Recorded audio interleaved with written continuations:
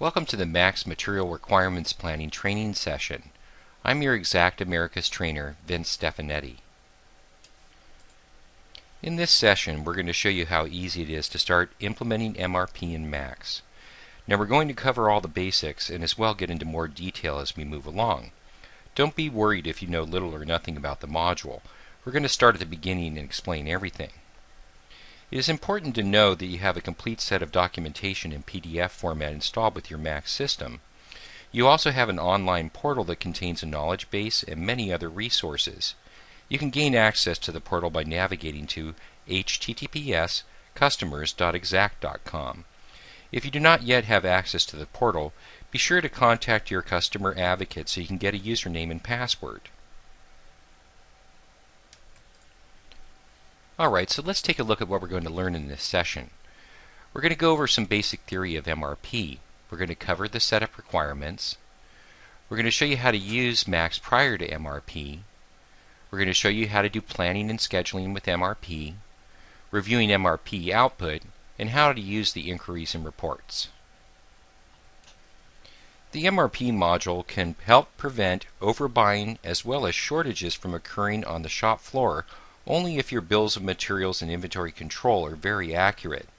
The usual recommendation is 99% accurate bills of materials and an inventory that is 95% accurate. The screens and reports offered in the MRP module enable planning and approval of orders for manufactured and purchased parts within MAX. MRP is a process of balancing demand and supply for all component parts needed to meet the requirements of the master schedule. The MRP process performs two essential tasks.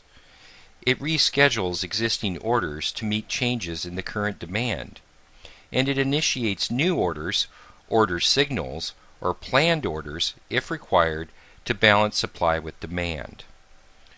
To accomplish these tasks, MRP uses the process of netting requirements, offsetting orders by the lead time, and exploding the bill of materials.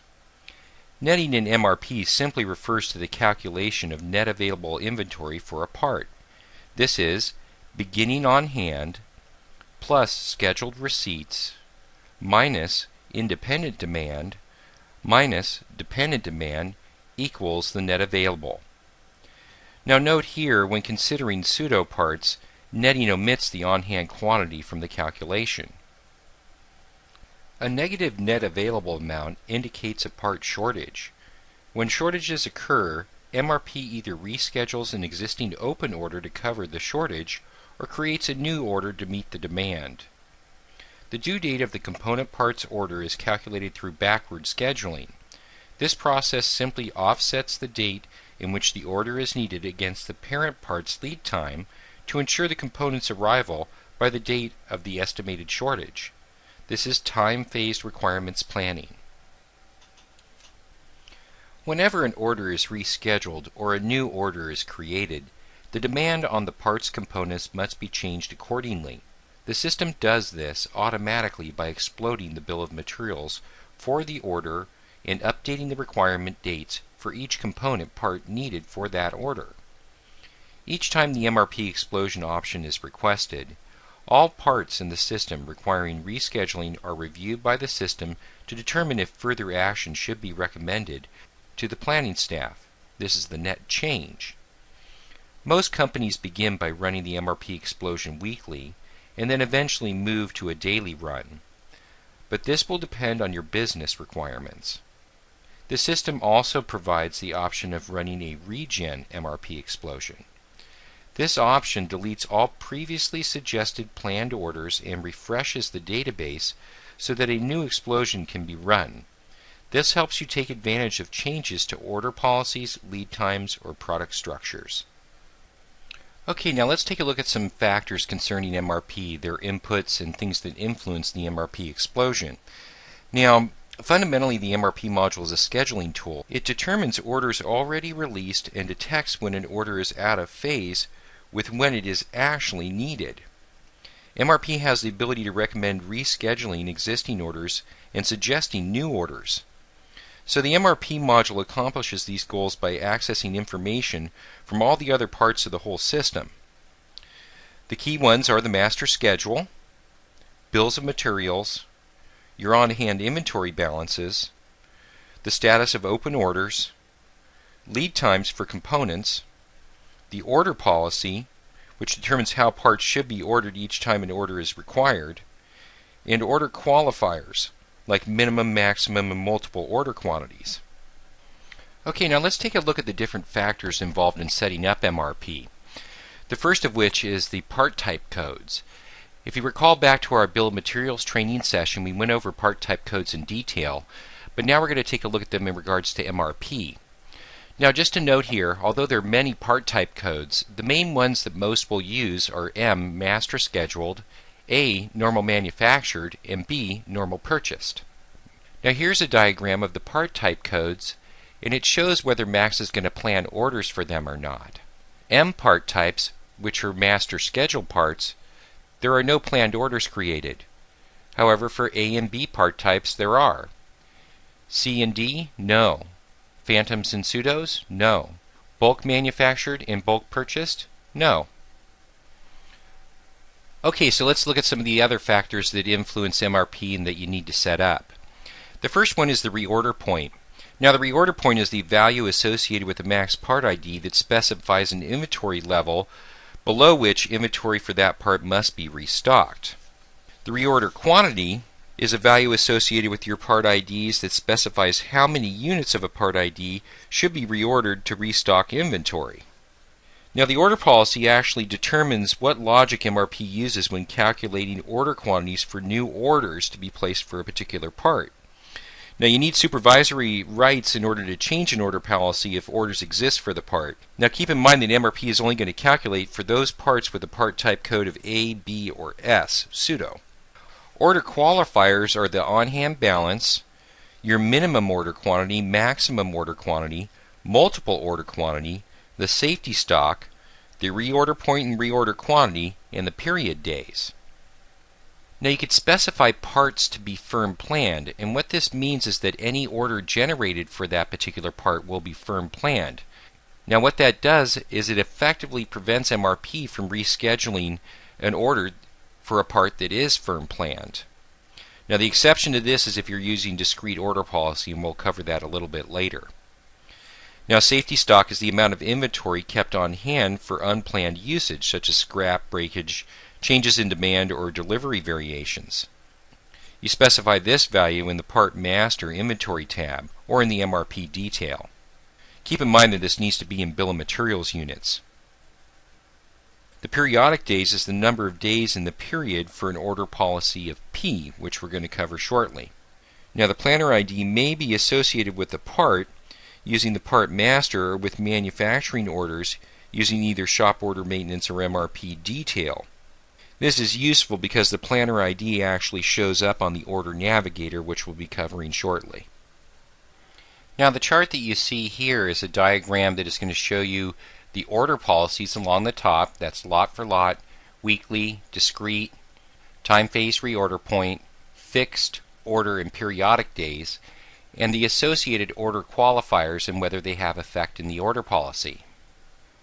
Now let's look at the order policies in a bit more detail. Lot for lot will give you one planned order per day. It sums the customer and the forecast demands over the planning period and will actually subtract the greater of the two from the net available. It uses minimum, maximum, and multiple order quantities and safety stock, but does not use reorder point and reorder quantity. Order policy will give you one planned order per demand order. The forecast and the customer demands are summed together over the planning period, and the greater total is subtracted from the net available. Order policy uses minimum, maximum, multiple order quantities and safety stock, but does not use reorder point and reorder quantity. Additionally, the reference description from the original order will be carried through the planned orders for this part's components. Periodic order policy will give you one planned order per value of the periodic days, which are entered in the Planner tab in the Part Master. The forecast and the customer demands are summed together over the planning period, and the greater total is subtracted from the net available. Minimum, maximum, and multiple order quantities are used, and safety stock is used. Reorder point and reorder quantity are not. Weekly order policy will give you one planned order per week on Monday.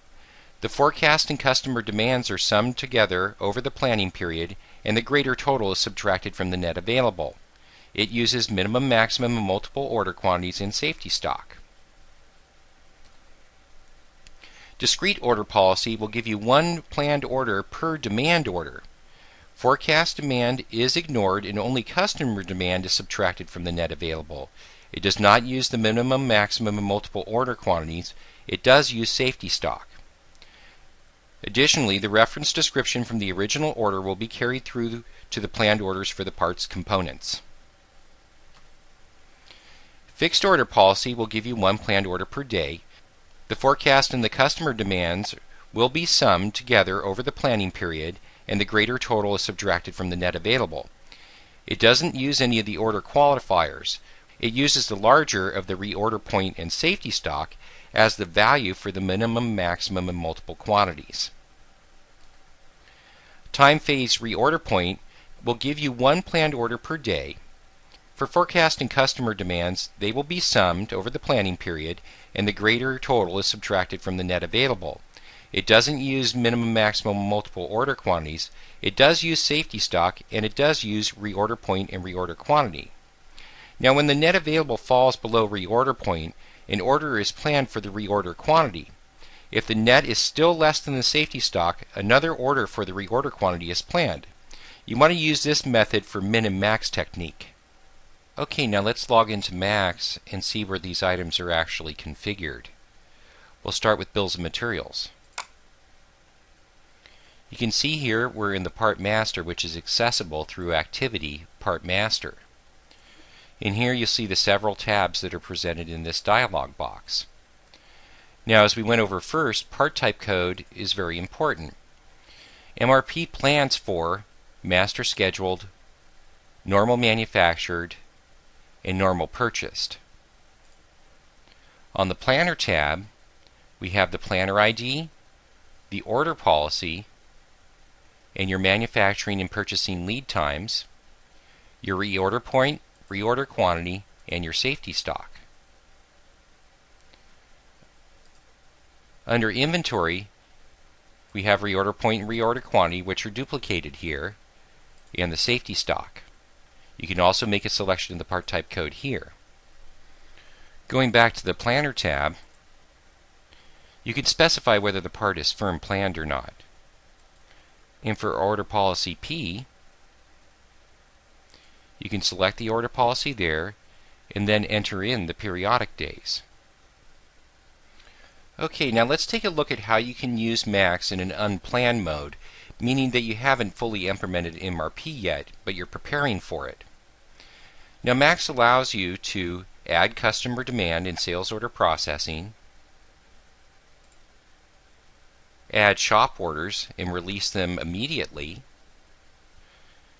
and likewise add purchase orders. So while you're implementing MRP and you have everything set up in order to use the other modules, you can begin adding sales orders, you can add purchase orders,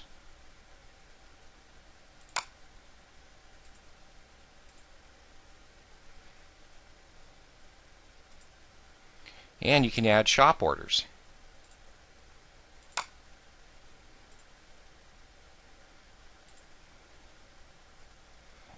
Alright. So while that is occurring, you can go into the MRP module and utilize many facilities here. Now, the first screen we can take a look at is the MRP detail screen. We'll enter in a part identifier. And you'll see here at the header we have the ability to edit information for this specific part. There are options here to specify a date range, to exclude planned orders, and to warn on shortages. On the left-hand column, you have the demand requirements, and on the right-hand side, you have the supply orders. Now, the MRP details screen allows you to peg up a product structure, so if you double-click on an order in the left-hand column, it will take you to the next level. We double-clicked on that part, and we came from part number 12100 and went up to our top-level master schedule part, 11,000. It was done on this order here, number 18, which you would then see in the supply column, right here.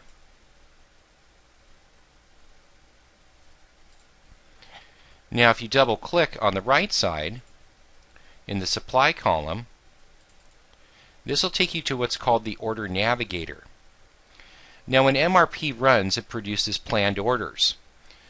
You can go into the Order Navigator and list all the planned orders. But if you're running in an unplanned mode, what you'll see here is all the shop orders.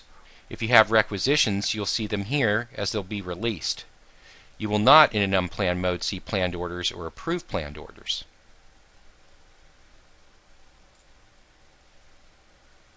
So the idea here is that you can actually utilize many of the facilities in MAX and start entering customer orders, purchase orders, and shop orders prior to MRP. Once you've determined your order policy, your reorder point and reorder quantities, your order qualifiers, that's the min, max, and multiple order quantities, and your manufacturing purchasing lead times, then you'll be ready to run MRP.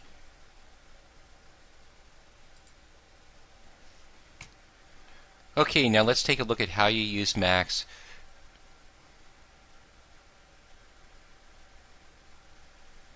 Okay, now let's take a look at how to use MRP in a planned mode. Now, the first thing that we're going to do here is we're going to recalculate low-level codes. Now, the reason why that is done is because if product structures have changed, they may have inaccurate low-level codes. This program resets those. So before any MRP explosion, it's very important to run the Recalculate Low-Level Codes program. That's in Bills and Materials module under Batch. So we'll do that now. Okay, that ran very quickly, and we'll close that. Then we'll go over to the MRP module.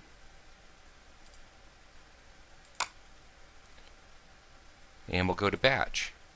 Regenerate Requirements.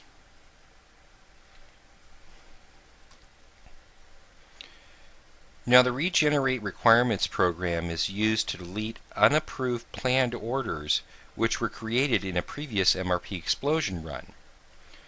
No other types of orders are affected by this option.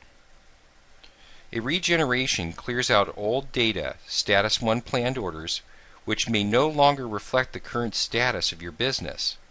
For example, if you've changed your product structures or ordering parameters as in the order policy, existing planned orders are updated to reflect the change. Regenerating requirements deletes old information so that new orders can be created, which accurately reflects changes in your environment. Okay, now let's take a look at the options, the first of which are Recalc or Clear. Now, the Recalc deletes all planned orders that are unapproved, whether they're firm planned or not, whereas the Clear deletes all planned orders that are unapproved and not firm planned. The MRP explosion is also flagged to replan for all the parts in the database. Okay, well, some additional options are to check all, which means it'll include all parts, or a selection of parts, or by commodity code, low-level code, planner ID, or user-defined key. Most often, you're going to want to run all. You can include manufactured parts or purchase parts. We'll select all. Now, Requirement Status Update. This option will update all component requirements for shop orders with an order status of 4 or 5 so that the order and requirement are the same. When a shop order is received into inventory using the Receipt to Stock program, the balance due on the order goes to 0. Then the status of the order is changed to 4, completed. The shop order may also be changed to a status 5, closed, in post-order closure. However, the component requirement is not updated. This option allows for compensation of late issues and backflushing. When the order and the component demand is totally satisfied, this option may be used to update the requirement detail file to change the status of the component requirements to match the status of the shop order. Generally speaking, it is good practice whenever running the regen to make sure that you run requirement status update to make sure that the order and the requirements for those orders are kept in sync. Okay, so we'll go ahead and run this. Okay, and then we'll close. Okay, so now let's go to the MRP explosion. We'll select Batch MRP Explosion. Now once all the data has been entered into the bills of materials, inventory control, master scheduling, purchasing, shop floor control, and MRP part data, you are ready to run the MRP explosion. Be sure to run the recalculate low-level codes before requesting the MRP explosion. The explosion accesses parts in low-level code sequence, starting at the top of the product structure. If the low-level codes are inaccurate, the results of the explosion are invalid. Now you can limit the explosion to run for only manufactured parts or purchase parts, but we suggest that you run it for both. You could specify a horizon in days. You can specify a time fence. Okay, now once you've made your selections, you can click the Process button. Now as you can see here, we got a pop-up. It says the explosion program will overwrite the current MRP explosion table, and it asks if you want to save the current table before running the explosion. If you want to have access to earlier explosions, you can actually select yes and save it. That'll be updated in the database. Alright, well, the run completed. Okay, now let's look at some additional preferences that are available for the MRP explosion. Click on Options and Preferences. Now you can do a single pass MRP, or you can select a continuous MRP, which means it runs over and over and over again continuously. ROP logic, you can also specify whether or not MRP will generate exception messages for reorder point parts. Those are parts with type code of C, D, X, or Y, when the demand causes the net available to fall below the reorder point. Now for statistics, you can mark this box if you want the explosion to create a log of statistics by part, which includes the part's low-level code, the number of requirement records against the part, the number of orders de-expedited, the number of orders rescheduled, number of new planned orders created, the range of order numbers created, and the time the MRP explosion spent processing that specific part. Now on creation of planned orders, you can choose to limit the parts that MRP will include in its calculations according to the engineering status code, and whether you want status 1 and status 5 parts included. Now on firm planned orders, if a quantity is needed earlier than a firm planned order, you will get an exception message. It's RI, and that means firm planned order pull in. This order should have been rescheduled earlier, but the explosion does not change due dates on firm planned orders. If consider as initial supply is not marked, MRP will also create a planned order for the quantity needed on the earlier date because the firm planned order's quantity is not included in the calculation. If consider initial supply is marked, MRP will count the firm planned order quantity as supply for the earlier date. Okay, so that covers the preferences. Make your selection and then go ahead and click OK. Okay, well there's a couple other things to look at here. Of course there's the exceptions, which give a lot of detail about what actually happened in the explosion, but there's also the statistics.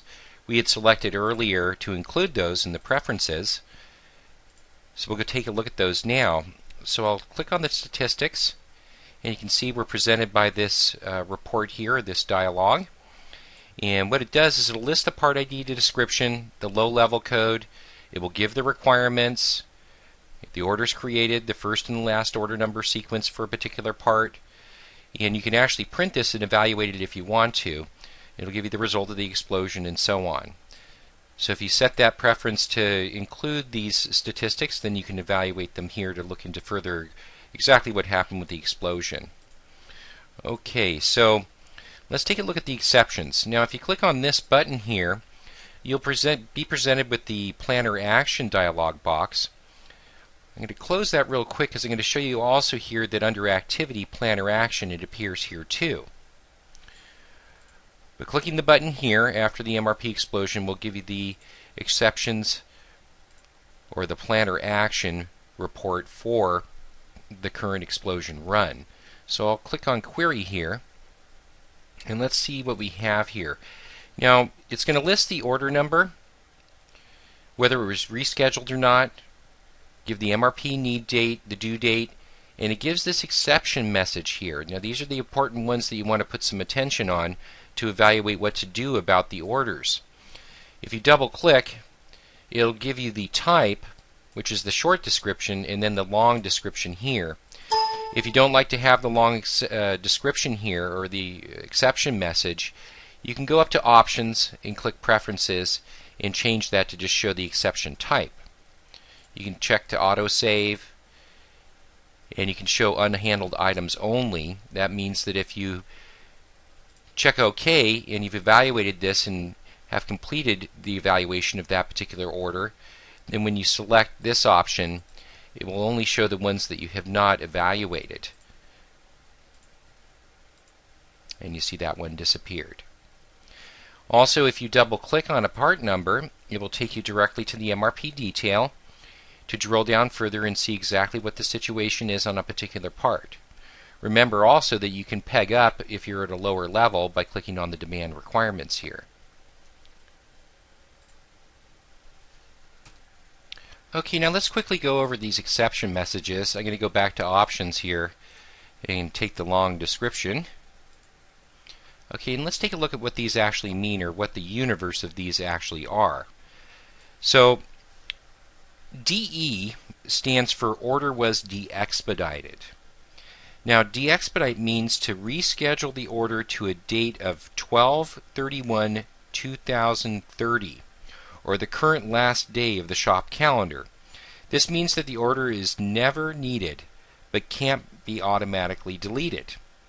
Now, DF, Firm Planned Order, not de-expedited.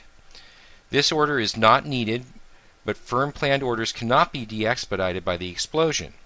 So you can go in and verify this, because it was trying to do something with that firm planned order, trying to de-expedite it, but it couldn't because it was firm planned. So that warrants looking into. Now, LL, or less than lead time, the order has a past due start date.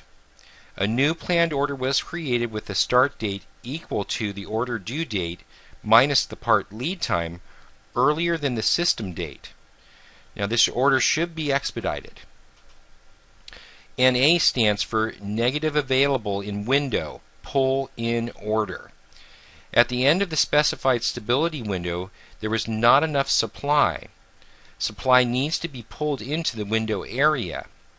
This message only applies to parts with an order policy of W when the MRP explosion is run using a time fence. So if you're not doing that, then it'll be very rare that you'll see this one. NI stands for No Activity Index for Part. Now, all parts require an activity index record.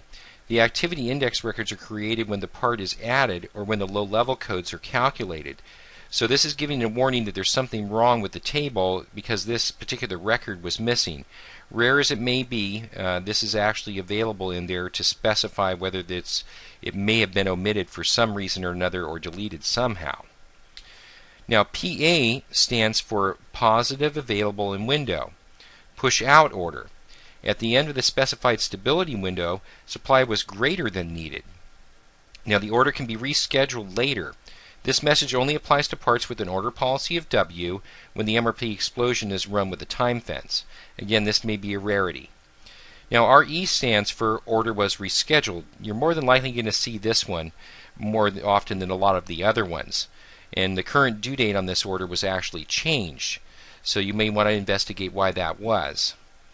Now, PD stands for Order rescheduled to a past due date. This is another one that you might see. The existing order was rescheduled, and the start date is now prior to today's system date.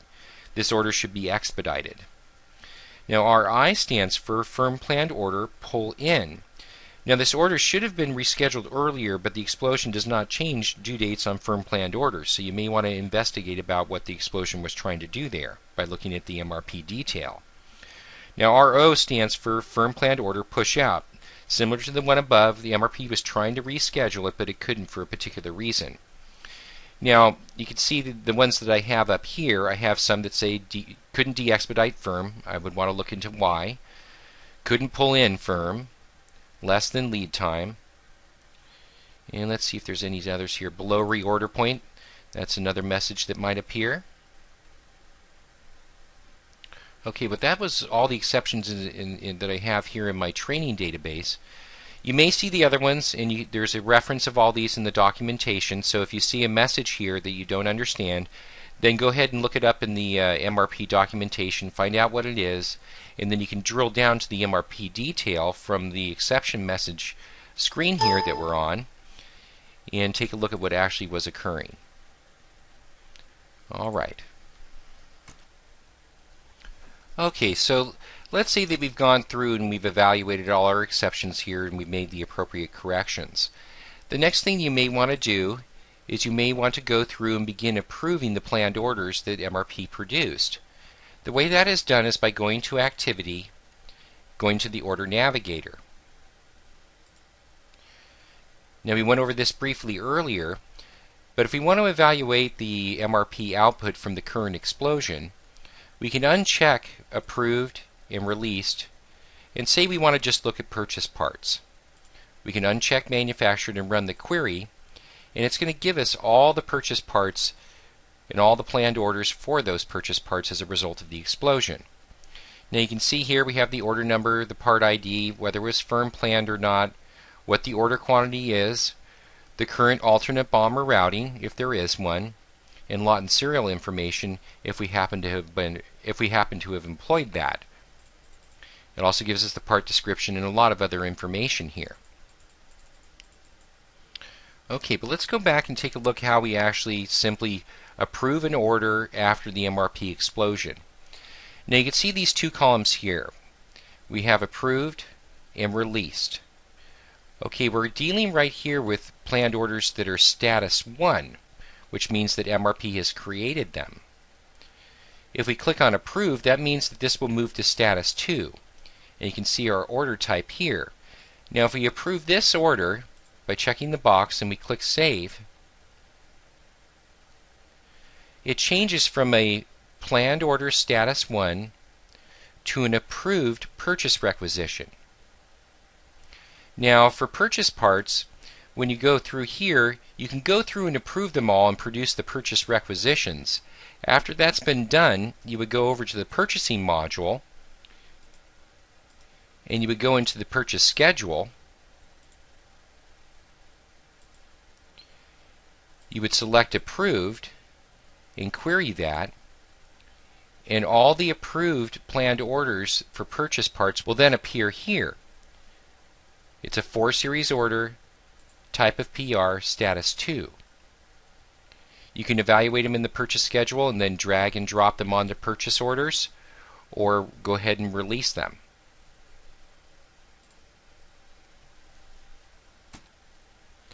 Now you can do a similar action with manufactured parts. So we'll uncheck purchase parts here, check manufactured, and run our query. Alright, so we have a whole series of orders here. We'll take a couple here. Now if we approve it and save it, you'll see it move from PL to MF. Now at status 2, we've selected planned here. If we requery, it's going to disappear off the screen. But if we check approved for manufactured parts and run the query, well, there's the one that we approved. Okay, now if we want to release this to the shop immediately through the Order Navigator, we can do that here. All we need to do is check this box, Released, and that will actually convert the order from the 4 series to a 5 release shop order. So we'll go ahead and do that, and you'll see the pop-up that appears because it's going to tell us which order it's going to. So it's going in this 5 series order. Okay, so let's take a look at some other things here. Let's look at some inquiries and reports that are available from the menu items here. First you have the MRP summary inquiry. Now what this allows you to view, and there are some options here which I'll go over in a moment, is the summary of the forecast demand, customer demand, any dependent demand, the total demand, projected supply, planned scrap, net available, how much you have in planned orders, and the available to promise and forecast in a single calendar window here. So you can do it in weekly buckets, monthly buckets, or even quarterly. You can include approved orders. You can include planned orders if you'd like. And it will show you a summarized view of all this information. Now, if you want to subtract the planned scrap from the supply quantities and therefore from the available quantities, you need to set the yielded order quantity logic to yes in the system configuration. That's in here, in System Manager, System Configuration, under Switches, Yielded Order Quantity. Alright, so let's go back over there. Okay, let's look at our next inquiry here, which are the explosion shortage and the implosion shortage. And we'll go ahead and enter in a part ID here.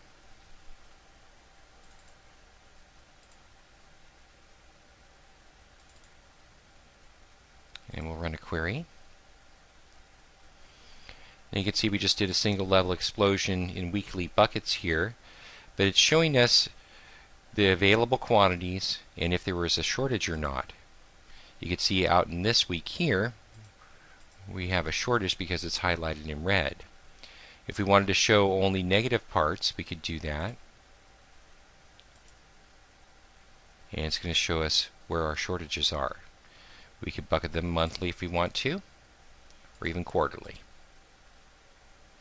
Now if we wanted to implode, we could take this part here, 13990, do a multi-level implosion to go back up the structure and see where it is in the various assemblies. And there we are. It's used in several assemblies, and those would all be short because it's going all the requirements. Alright. Now the next inquiry is our part shortage inquiry. And before we actually evaluate an order number here, I'm going to select Activity Order Navigator and look for Approve Orders. So what this inquiry does is it calculates the quantity for each component required to fulfill an order and subtracts that amount from the current on-hand balance so the planner can determine whether an approved order has sufficient inventory to complete the order. Scheduled receipts for the component are not considered in the calculation. So what we can do here is we can go over to the Navigator and we can look at approved orders for manufactured parts. We'll select this order here, 507. I'll enter it in here.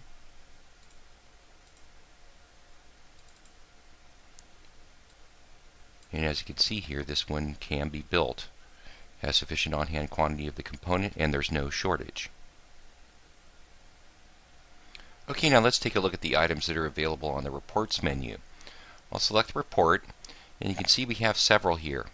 Now the master parts list is going to list all the MRP specific information regarding parts. The MRP summary and the MRP detail are very similar to what you see in the inquiry for the MRP summary and activity for MRP detail, but this is a printed option. The planned order report will list all planned orders and give you some configuration options to select all or even just unapproved. It'll also include master scheduled orders or include released orders as well, and you can print description too if you like. You can print it to the window or to a printer, and you can set the order start dates prior to a particular date. Here's a sample of the result. Shows all planned orders, gives their original due, their start date, and their current due date, the order quantity, and a number of different items here specific to this part.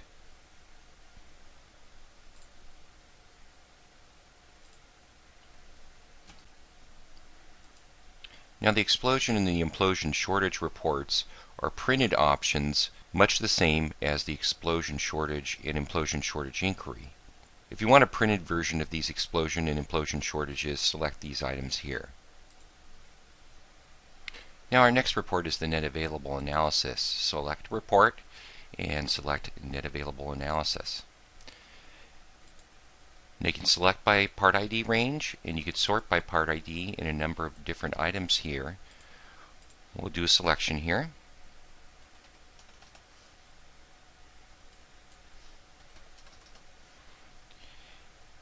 And you have a section here for net available where you can select below 0, below safety stock, or all values.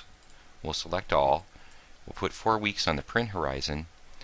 And if you want to, you can select just release supply orders only as well. We'll leave that unchecked for the time being, and we'll run the report.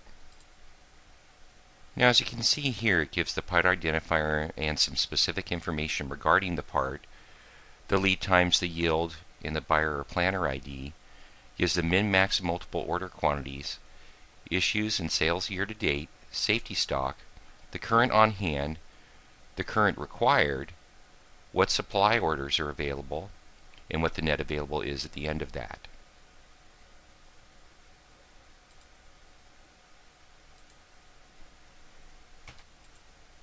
Now if you use order policies that transfer the reference down the product structures on the planned orders, you may want to use the planned orders by reference report.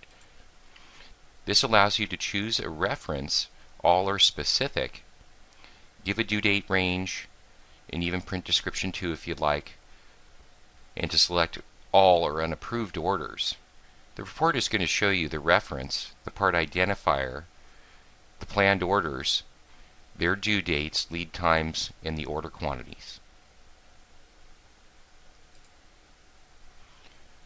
Okay, well the final two reports are the order shortage and the part shortage. Let's take a look at the order shortage.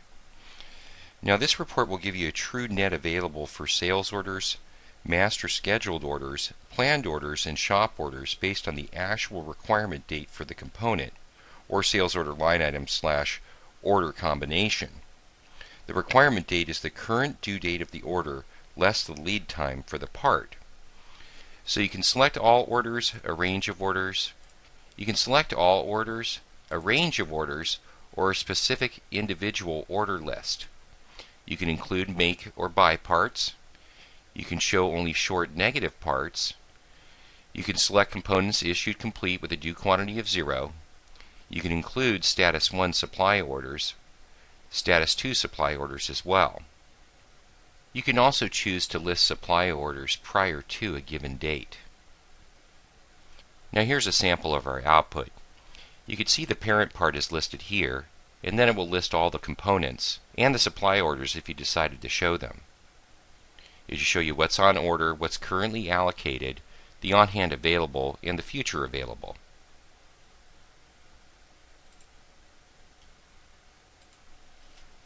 Now the part shortage is much the same. You have the part selection criteria, which is by part ID, commodity code, or user-defined key. You can select all, a range, or individual part identifiers, and specify a horizon date. Similar to the order shortage, you also have a number of items here to select from. Okay, let's take a quick review of what we've gone through in this module. First thing is you set up information in MAX, part-specific information, through the Bills of Materials module for MRP, mainly in the Planner tab and the Inventory tab. Now the key things are the part identifier, the part type code, entering in your MRP specific information, that would be the safety stock, the reorder point figures, your minimum, maximum, and multiple order quantities, and most importantly, your order policy. Now by default, MAX uses lot for lot, which is the most commonly used, which is a daily order policy, but you may select weekly or more frequently periodic. And once you have your part information specified in the system for all parts, you're then ready to run MRP. That's done in the MRP module under Batch.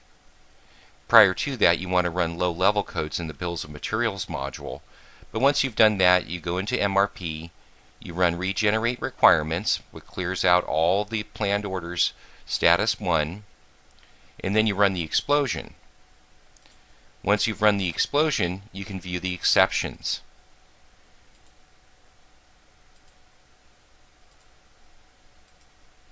When you go through and you handle the various exceptions, you can then go back and evaluate more information in the module by looking at the MRP detail, which allows you to peg up structures and get specific information on parts and even adjust the information about the parts in the header.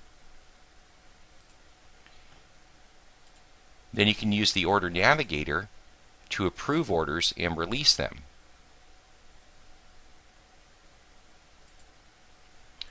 You also have the ability to do specific inquiries and run various reports.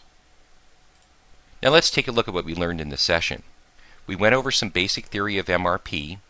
We learned about the setup requirements. We learned about using Max prior to MRP in an unplanned mode.